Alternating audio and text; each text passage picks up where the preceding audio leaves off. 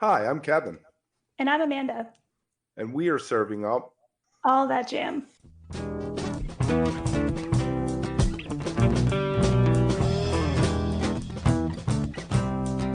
All That Jam, Quick Hit.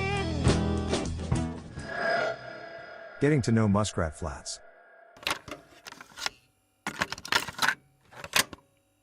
Now, as far as Muskrat Flats goes, you all, I think, officially formed in 2019. Is that right?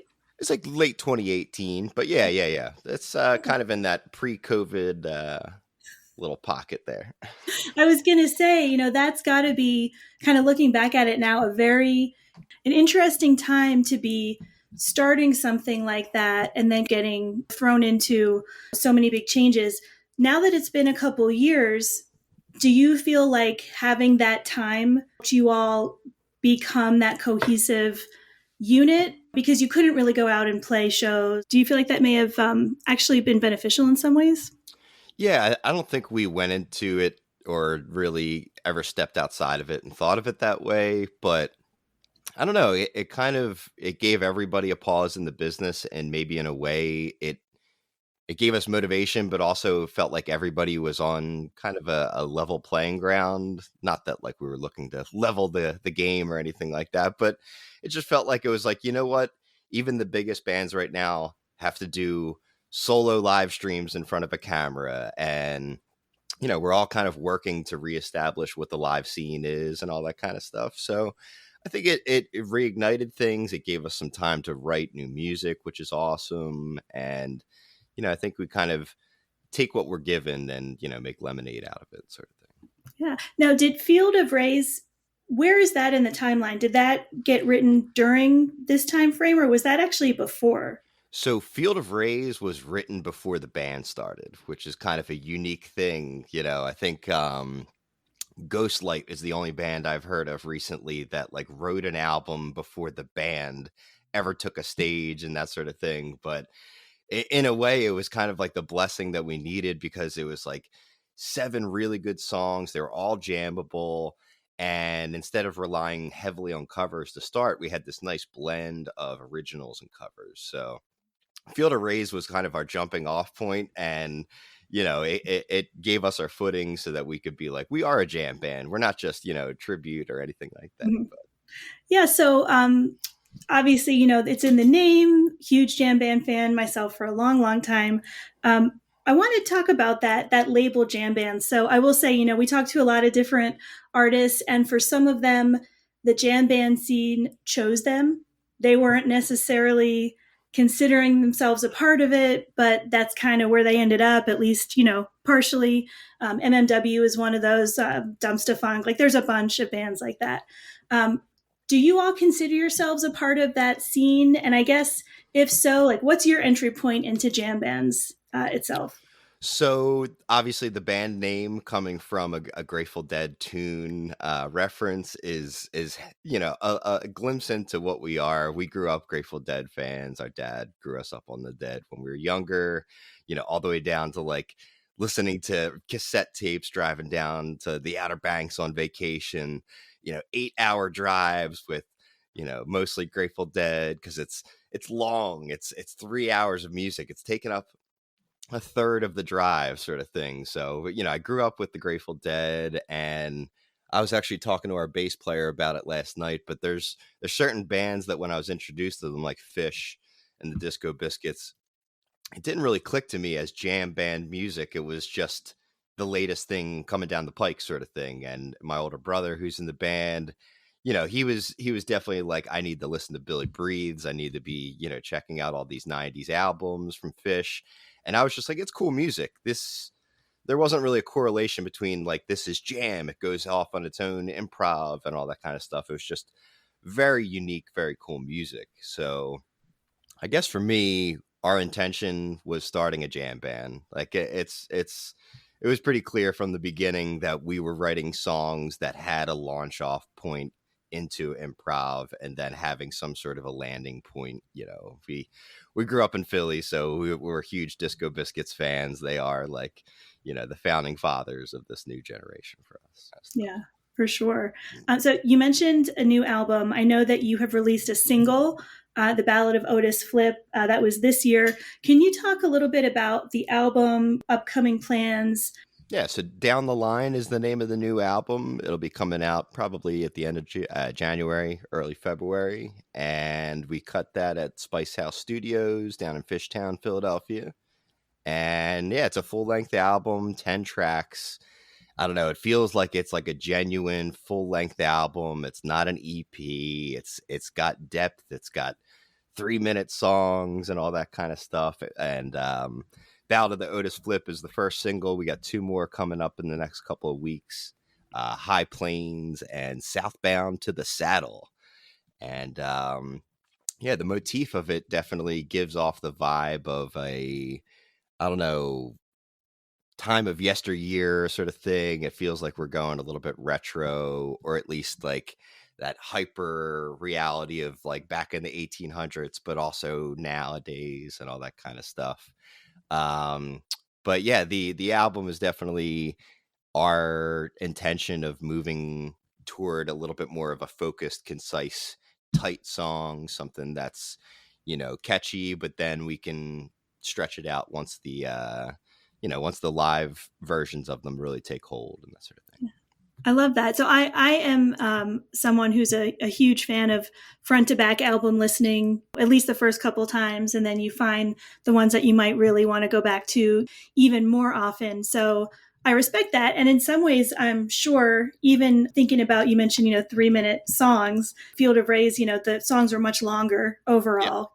Approaching that from a songwriting perspective, do you have to do anything differently? Like who's writing the songs on this? Is it you? Is it a combination of everybody? So the first album was all Matt. That was all my brother. He wrote the full first album. This album is like 60% my tracks, and then Matt has the other 40%. And I think for me, it wasn't like an intention of like, I'm going to write radio hits or something along those lines. It was just like kind of going back to what does the set list need? And we'd have times where we're at the end of a show and they're like, hey, you got enough time for an encore? You want to play one of those 3-minute originals? And we're like, ooh, we've got a 7 to 10-minute original. Like, can we squeeze that one in? So in a way, it was kind of like, part of like a machine or part of like a formula where it was like, okay, what are we missing here? Are we missing some chill songs in the second set where everybody can kind of slow down, take a second, take a drink or whatever? And the songs took about 3 years to write. And I was actually speaking with Matt last night. I was like, I don't even really remember writing some of these songs because they were kind of a stream of consciousness all in one moment sort of scenario. And I kind of presented them to the band without having any kind of like reflection or any time, with the band saying like, hey, let's switch this around. Like everything kind of came forward in a pretty like concise, complete package, which was probably relieving for them that they didn't have to like go in and do surgery on too many songs or anything like that. But in a way, it was kind of like cathartic for everybody to like find a little place for their lead or find a place for that one little signature moment, but to keep it tight, keep it, approachable. And yeah, I think it's going to be good for the audiences because they'll hear that version and then they'll go hear it live and they'll be like, wow, I heard them, transition out of it and then jam back into Otis Flip or, whatever song it is. But having those little signature lines, I think, is crucial for a jam band. Like, to be able to like hear it a little bit in the background because they're jamming, but they're not quite touching back on the song. Like, that's what like an engaged jam band audience, like, speaking for myself, like I love being able to be like, I think they're going into this. I think they're going into this. Maybe they don't. Maybe they completely throw it on its head sort of thing. But to have some signature guitar lines and vocal lines seems like it's like exactly what the jam band fan would want out of us. That's awesome. Okay, so I feel like I saw on your website that you all are playing with Yam Yam in January, another Pennsylvania-based band. We love them. Yes, Yam Yam's amazing. We're playing with them so January 26th. Okay, so maybe not exactly, but that should be coinciding somewhat closely with the official release, right? Yep. Yeah. That's the dates were kind of flying around as that show came down the pike, and if it happens, it happens. But as much as we want to be like the pinnacle of what a Spotify 2023 band that like does everything the right way and has thousands and thousands of listeners, to us it's just like we got to do it our way. And if it doesn't, I'm sure they tell you online, you're supposed to wait 6 months until after you've got the album in your hands to just promote it and market it and do all these amazing things. And we're like, we got shows to play. We got things to do. Like it's not as cool for us to like roll it out the way that a traditional band would do. And even an indie band, like to us, it's like, this is music. It should be in your hands. It should be, available. So yeah, we got those 2 more singles. We'll be, hyping them up, and, if it happens, it happens, dropping it, the week of or the week after. But we're super stoked to be back at Ardmore. It's our first time co-headlining there. So it's a long time coming. It's our like hometown venue. We live 15 minutes away from it. So, to go from opening for Splintered Sunlight, the local Grateful Dead band, to co-headlining it now, it's a pretty badass moment for us. That is, and I'm so stoked for you all. And it is an incredible venue. I've been there a couple times. I live in Denver now, so I'm not on the East Coast anymore, but have been back there, and it's got a great vibe. They get really great artists coming in. I think it's kind of gotten itself a really solid following and reputation as a venue. So independently owned too. Yeah, which is amazing, right? But I think your comments about the whole like the release schedule, that's extremely valid. That resonates because I don't think there's really any one way anymore. And so I can appreciate when you kind of listen to what feels right, and also the fact that you said we have things to do. We're out there. We want to be playing music, and so sometimes that means if we're not on exactly the same day or doing that thing that somebody wrote about or saw, we're cool, and that's going to be all good. So I mean, they tell you to release on Friday, and everybody releases on Friday, so you're amongst the pool of thousands of people released. Like, come on, that's kind of set up for failure in a certain way. Like, we invert songs, we bust out things. We're not like a traditional band. We're not trying to give you the whiskey do that you've heard on the album. We're trying to give you something, experience that's a new feeling. So if we drop it on a Tuesday, so be it. It's like.